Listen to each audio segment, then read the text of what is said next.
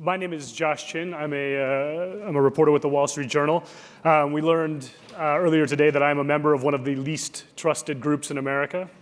So you can take what I'm about to say for what it's worth. So for the past few years, I've been reporting on the Chinese Communist Party's exploitation of data, specifically how it uses data for surveillance and social control. So that's a really big topic. I won't be able to cover all of it in 10 minutes. But by the time I'm done, you should have hopefully a basic grasp of the state of state surveillance in China. You'll also understand why a lot of what's out there about Chinese state surveillance is exaggeration and hype, but also why, at least when it comes to social control, that doesn't really matter. And then you'll hopefully also have a pretty good sense of why this is all important to people even outside of China. So first, I'll start with a little bit of a thought experiment. Siebert just told us his... there we go. All right, excellent. So Siebert just told us the amazing story of how he secretly filmed the demonstrations in Leipzig and snuck the film to West Germany. So it's interesting to contemplate, I think, could a similar thing happen in China today? So let's see.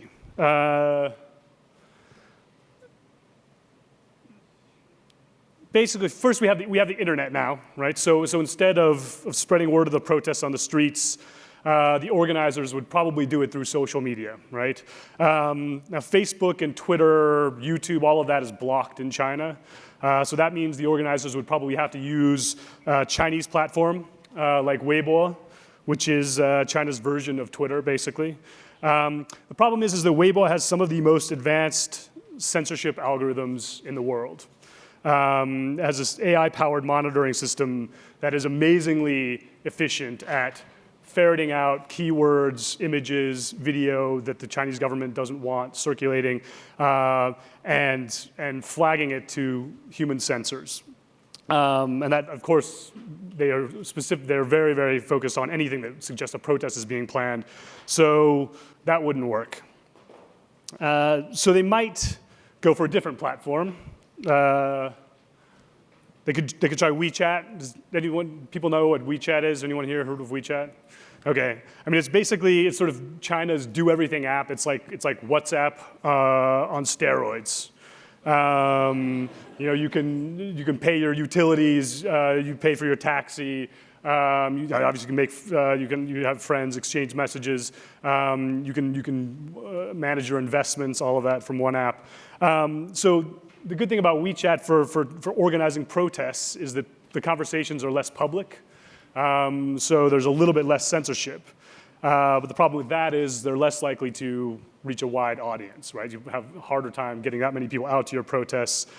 And less censorship doesn't mean no censorship, especially when it comes to something like protests.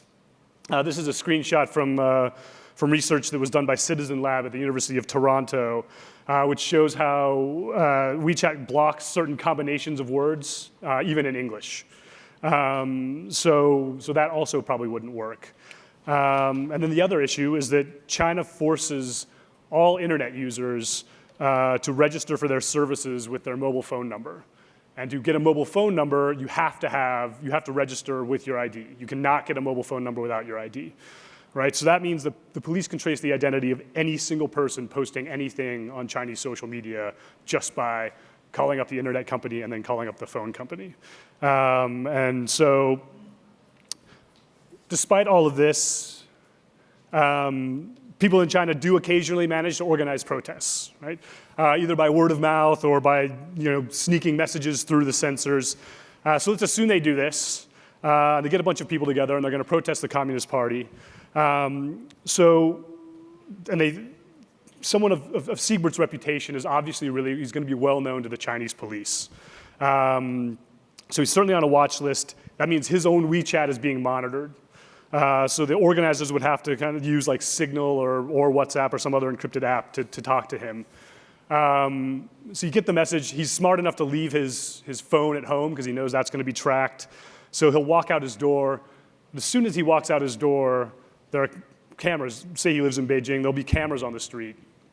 with facial recognition algorithms. They would ID him as a sensitive person who's on a list, and they would alert the police that he's on the move. So once the police see that he's going somewhere, and these cameras can track him as he moves throughout the city, right? So as soon as they see he's going somewhere that's not on his usual route, they'll swoop in, they'll place him under house arrest, and it's all over. Of course, again, Siegberg he is a smart guy, as we heard. So maybe he goes out and he wears a pollution mask, right, to fool the facial recognition cameras. In that case, then the police might use gait recognition, right? So they can recognize his way of walking. And they'll still nab him. And if he changes his gait, if he puts rocks in his shoes so that he walks a little bit funny, there's voice recognition. So if he says anything, they might pick up his voice. So basically, he almost certainly wouldn't be able to get there. And I think when we think about this, I mean, I think it all seems reasonable to wonder if East Germany had the technology that China has today, whether the Berlin Wall might actually still be standing today. So it's important to note that the Communist Party uses data gathering and surveillance for a lot of different purposes. They do a lot of really important work improving the efficiency of government services, healthcare, traffic management. In one city in eastern China, they've improved traffic by something like 30% through using Alibaba's cloud technology and cameras that track traffic. But still, you don't have to spend a lot of time in China to understand that security is definitely the priority. Facial recognition unicorns, you may have heard of them. Companies like SenseTime or Face++, who've been sucking up a lot of venture capital funding. They get upwards of 80% of their revenue from police contracts.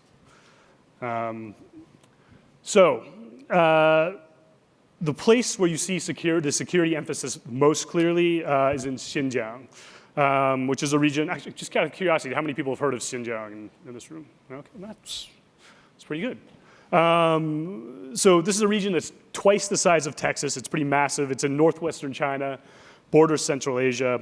It's home to around 14 million Muslims. Most of them are Uyghurs.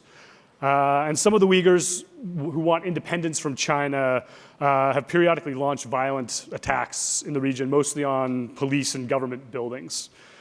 So since 2016, the Communist Party has been building a surveillance state in Xinjiang, which it is combined with basically a gulag of essentially brainwashing camps.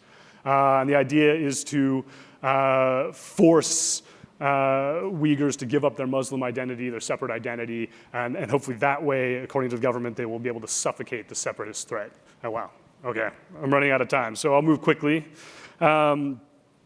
The Xinjiang government spent about $9 billion on domestic security in 2017. One project, just to give you an idea of what that means, that we tracked, that my colleagues and I tracked, cost $25 million. It involved installing 3,000 high-definition surveillance cameras, each of which was able to theoretically check up to 24 faces simultaneously against a database of about 500,000 people. In addition to that, there's other surveillance. There are security gates everywhere. If you want to go to a hotel, you want to go to a bank, bus station, anywhere you have to pass through a security gate and scan your ID card, which matches it with your face. So they have a record, the police have a record of everywhere you go. And then all of this gets sent into a central repository, a data repository and platform where they use that data to sort of categorize Uyghurs according to how dangerous they are to the state.